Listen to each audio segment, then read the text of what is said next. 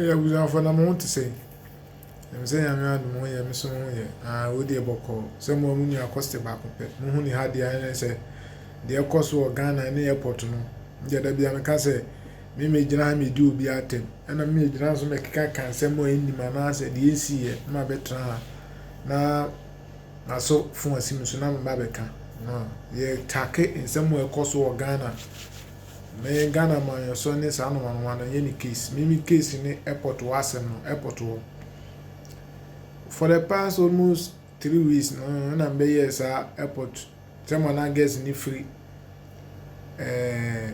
Ayiban. Lebanon is our mamma, but na be a video na almost a month, Pinamo, Corny, and Chibiana, don't let it. Ata don't let it come away at Atam. And also the better so say airport one who free America bad or more yellow. Just say in trade party Ghana ban for any and show one on fan and Nancy for no show who ye because you good and massive. I'm a in our crime crimes have a year old you cry video crash account. Some more crime page you go from a Sunday Quakesi musician and also made the year to or no what is a more. You see the money that he has been giving to those people who work at the airport, in Ghana airport, especially the person who is ruling there. But here, the airport not share one sound. That be am better man because say do one man no will name the airport. But this strong one you know I can say their mom no bao miss ombebo man na hu anasa ombebo man na tie the kwakese where they work. Mo jisika airport wo pa sika no mo de ye den.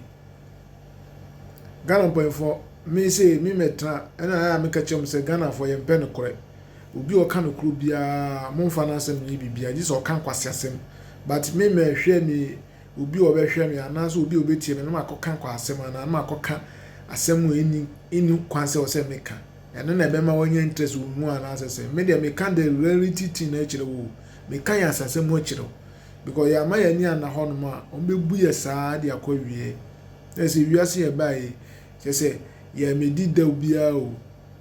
ya me bi mu dida o bi mu enje but ye Ghana for de wo obi man so a obere o ba o die mu so a buye ti say ye hu de ye hu kwa kese so lucky me odu a me ye any video a me ye ya me adomo no so wo hu bi no wo hu won na o de aba say Ghana airport mo amoye admamoni na ho na so obi ono no atu kwan ekobo shows akope bibia abehwe na busuafo because of lockdown into akoka na to almost 7 months ni sika nyina wadi ni nyina baby o US no one my price was so koye COVID-19 test na $5 enti wono a eba ni diem onu a ni diem o Ghana enye obi dia eye nyina ye dia sentinu se wantua $150 na mo ma ne kwa ma ni wuro mu ana and what true challenge one one mo nti mo me hwe di besi kwa kese so wo mema no kwan ama na airport ana say on airport aye hwe because you see as ya anye no say bi mo ntu omo won si wa na obi mo sacrifice hu say the airport for no di ye no ayetu kwan no a say ya ma ye ni ana ho no ma ye ka obi ti Ghana ontu kwan da obi wo Ghana onim de ekoso ye ka we say mo de mo tu kwan ya mo hwe so nye mo dwuma mo sole ya no ma be keka nsem mo ehu nya bia na mo fi wo na mo ko anya sa na obi ape o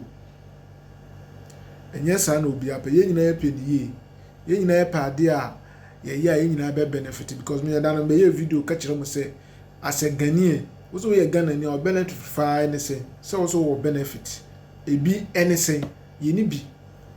so nti bia ne say ye nua kwa kese what the one is strong one ya mo say one day wo a we be man oba na mo demand say $150 no Ghana airport won ye hwe di BC o say nto aso o ya de obi e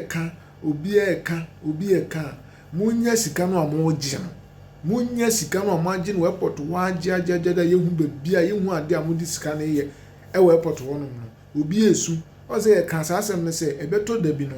obi free abucha na so obi otukwa na oba na obedu airport won ma ebi oba be di bo no wo ma mu ni ma de kunti a wo yede oba hon because dem say fun no anene mo no ma mo ya ento asum no ene ye obi ahin se nso obi kasa o se Ghana airport obi kasa Ghana airport do ntimi fa ho sikaje ye demand we ye yesi enu na ni kire hin eni kire hin pa sese je se akwa kase tro challenge na me dan ami ase se me nsem a me kan ye eni me odu a ma bon da wura ka se airport wo no omu nyina se omu nyina obi ate na obi aso hu se ye ka nti na ye kan se enye se obi ho no ma se bi o wonya nba bi ti na osole a oni adwuma bi adi no asofo abesi ne so na okeka kwasasem da bi enye sa na obi ape memeti hey se bi o se dem ni beto aduane die emomi o ana kakram ni be hye mbotum die emome enti aka me masem ne se ana me yasapo pa ewo mu ne se obi free ha ekwe poto a na so obi akuduru airport na ye gini sika what is my bad case and answer me yasapo no ewo mu se me so camera video si me so na me ye hu de but yese aboa no ukoto se ote wunu aso en ka chene se so no so ka chene se so le so no wi ode beba wo so enti wo di bi di we a wo kwa wo di bi be di wo enti wo se e kresa ade no mani free wo so mu di adia kwa kese wo so wo mpene wo se we a wo ba be anase we a wa kan we ka se on do wa bodam wa no wi enso no kra no wo kan because Ghana format me hu se mo pe obi opatem didie se aka obegina yi ana me di mpefo na ate na me keka menye yansa na me boy yansa na me ka to utrim yansa na me kan na ka kesi mu ne don let mu nyina hu ya obi a force out to say airport o mu ye o mu se no so what you say enti Ghana no e wo no mo mpe no kre o mpe no kre aka hwe de kan de Japan ye mo pese o mu jeri no yanso ye mpe no kre obi wo na sase o ba beji fine wo de na kokoto ananse wakosama no kra no mo as a judge e die pa na mo beye se wo se mo ma ne krata na mo seven no se bia asuma sisi wo de wa ba court ti wo se asasim ti bra na be yi wo no efe mo anye no so no wonya anga ne koso no didi mo nyina matem odi atem wie ne Ghana de nyina pe ne se obi ade a ogine fu so du no pa ache we no na ka sem adina asem ko enso chinchine twen enti enam se asofofo ne sa bone a ekoso wo Ghana a waje agirma no oyi o munyina to no obi atan no because ye pen kore hwe judges na anasa leme yawo omo munyina to da so na Canada Japan o Fatima o so ntra ho ma judge fo no num guasa ne de mo nkai o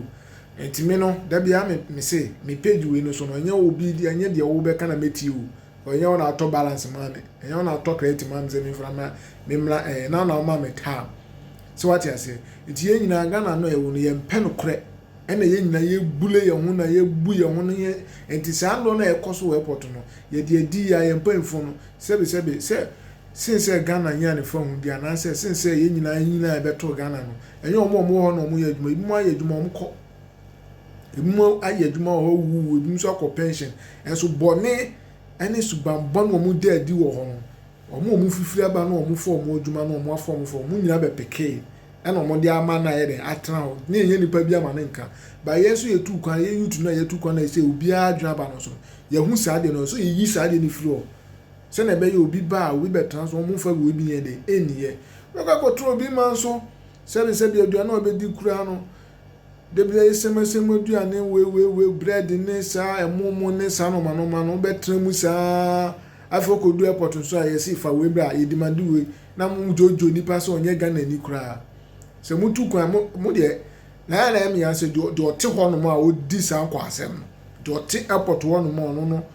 one fa bibia no tu kwa nkotan obi ma so sa iv kura 2 months na 3 months kura mpo no na kono no tu kwa ko bia ba akobe hu se sa akontu se nye ize sa nti ye nkrofo ne ba na se Ghana fo bi du ho no ma ya mo gige o mo so kakra mo de mo pese nipa no be du airport ho se mo wie no mo gine hu no man nyina we mo ye ekosise e ma Ghana koso ana e ma Ghana koso bibia na nam de akosha aban e na aban na ese yenyi seska we e na aban na ese yenyi se e na aban no so tinifie na na do ne mahama omo nam e na omo ye omo campaign nti airport wo no de mo ye no panfo na mo wo no munya na egu enu ase munya da bia ye ka mpɔfo bia ba na omu ye obi eka se airport omu gi esika mu ye se mu demand se kwa kase wo se wo ba o me se mu nte ya me de me bom kokko se mu nte ya na mu hu se waka e video no me de ato me page wo eda ho betima ko ho wo se wo ndo oba na wo ye be ma no blana nim na be bisa na sa $150 na hwede odi be ye wo mo ma ye ni na ho na Ghana na ye nipa ba konfo dia ye nyina Ghana ne ye dia enso ye bedu ho no ma se mo si dwedwe ye ne ade o de me se obi a o Ghana wo a hwe me video na se wo a hwe bia no se afi na obetu kwan a afi na obefa airport o de hwe ska o me demand wo o be ka che se o passport ne ye virgin passport hwe ska o me demand wo en twaso upon that virgin passport to edenyo wafim akwa wie afi de passport say nye virgin biem enti adenti na ofiri honom amano no ba ana ba bi akọ na wo se wachi aba no ada na mudu honom na mu say demand iska mo de virgin passport ahwe nipa no agye sika ada na wakọ nso onye virgin passport no oba nso mu say agye sika ye ko kan ye se mu se mu ma ye nka na Ghana no ye ka kire mo airport fo Ghana immigration airport Ghana no enyam dia o enyam nkwa mo dia eye nyina ye dia wo ye adwuma na otam so a ye yiwa na se ukọ pension airport no fa kosi ufie o umfa umbubo ne sekete emfa koto dem se airport no yem dia tim dia be hye mbotom enti wo ye adwuma wo ho no hu se wo serve Ghana enye se wo serve wo botom enye se wo serve wo botom enti munya sa de no amoye no na egu ye nim ase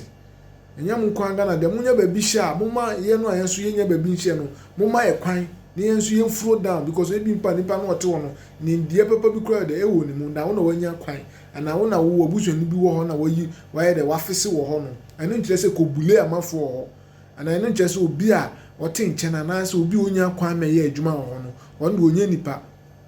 o tie poto won ya fa ho no mama mo anya sika ne sa sika tax ni ada de o metua mo ka mo ye sika ana frati anya adwuma o meya sika de atua moka mo ye ntua sika no maka sa aban afa ye enso mu ntua sika o tua sika mo na mu se sika mu se tase ye agumo botom nti mu beja ya mu nyai na airport na nyam nkwa mo dia Ghana airport na nyam nkwa mo dia obi afa no na pese mu jojo nipa no se no so dia no mo le mo ntra mo tambe so mo a wo mi se kama wo kama ade bi obeyi bia kama wo kama be bomochi saa be momo ni mo gu asesa me so obi obedi Ghana sika bi e wani wo kwan papa so bia no na no be gu asanse na obi wu kra enye fe because adun ye de bu mai adun ye de do wunua adun ye de bu obi se o asomasi wo de wakọ hunhia ye mo ano no mu ni sa adun no mo de hia mo ani se nipa ni frama no no ba sika wo no ti mo beje masa enye nyina na obi frama no bo wo sika o obi won mo akọ hozo nya 1000 wanya 1000 into oba no nya wa hye wa so red kura paper kura hye ni boto no ode ba so wo de munnimu anti mo de mu so obi fipre mu si a na mo hu nipa no ho ne ade spray na mo pede an na ebi wo ho ode spray be gu no ho ama ne ho anhwam ba ni boto mu nye nti munya sa ade no sa perception no e wo mutrim no ene mo adum no mo de perception obi a ofi ama no ne ba no de enye munnyai na emmoa mo kwa kase se me nka kire mo mo nte ya me de me ka kire mo kwa kase so oba o na wo a wo ye be ma no bedisa no sa $150 na mbe hu ade ode be yam just kana mo ji amode koyin ya na aban ko de bia sika bia mo ji bia aban na eji airport no ye hu se Ghana airport aye bibi se ye koye bibi kura boa ye ma no ana kra no a enkra no the whole capital no a airport no esi no obi afa no mo mi si edan bi se hotel bi ana se like welcome to say obi a wotu kwa ba no onyen MF na busuafo nya mefa no kwa no a ye be ma ne safo security gu ho kwaje wa home sei ye COVID-19 we ba ye ehfa na mo do mo ko hotel ni ade this airport no asidan bi a wode bua ne ma se obi ba no kwa ahonyehia mu ana so obi ba na busuafo nya mefa no a on resi wo ho no muni bi da muni bi enso mo jiska excuse me mo se die ho no ma mo die ho no ma sa ye TV ye phones ye cars ni nyina mo gini nyina ani kire mo gi so a sebi o ewiase ye mfa bibia nko na wona ka sa atamis ni yale o yale ade ade pa na kentimi ensa ne yale sika edan ana animunyam ana so ba kun bia no no abo ano enti mo de mo nkoso na mo nyi sika no saa mo ma ya ye bre no mo ma yensu saa na yesu no yesu no ɛho punishment ɛna ya mo wu a ya mo wu simple so me de da bia me say mo hwɛ MPs ni ministers ni saa omo wu no omo wu simple because ɛna me dika kan me video back me say ya de ebeku sikani ni entimi nku hia ni because adwen wo mutim no wonya sikani mu hwe mo fo bia anya hwe saa de no amoye no airport won Ghana airport won me si mu nyae o se mo nyae a ye be bomo chi saa me da mo se